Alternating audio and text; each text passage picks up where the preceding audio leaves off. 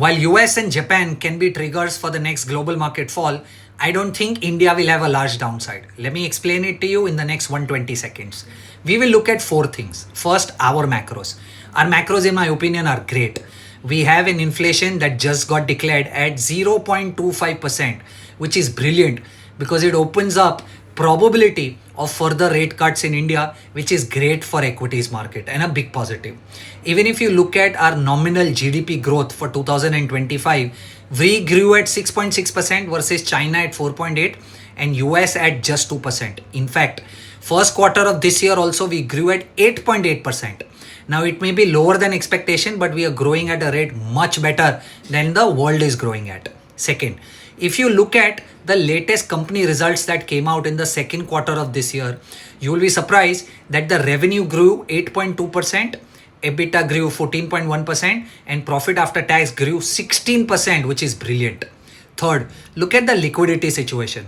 Now, in spite of all of these positives that I spoke to you of, India has only generated 10% in the last 1 year, whereas US has generated 20% and MSCI emerging markets have delivered 30% return, which means we've already underperformed the global markets. But here's the interesting part. In the last 5 years, FIIs have sold 9.5 lakh crore of India equity, and now they hold only 16.4% of India market. Versus this, DIIs have accumulated 17.5 lakh crore in the same period. This is a strong case for liquidity in the Indian market because the concentration of FIIs is reducing and DIIs is increasing. And hence, in case of a global fall, the impact in India will be lower. Fourth, let's look at India's valuations. Now, you look at the 3 and the 5 year average PE of Nifty, it has been 22.2 and we are currently trading at roughly 22.3, which is same as the last 2 years, 3 years.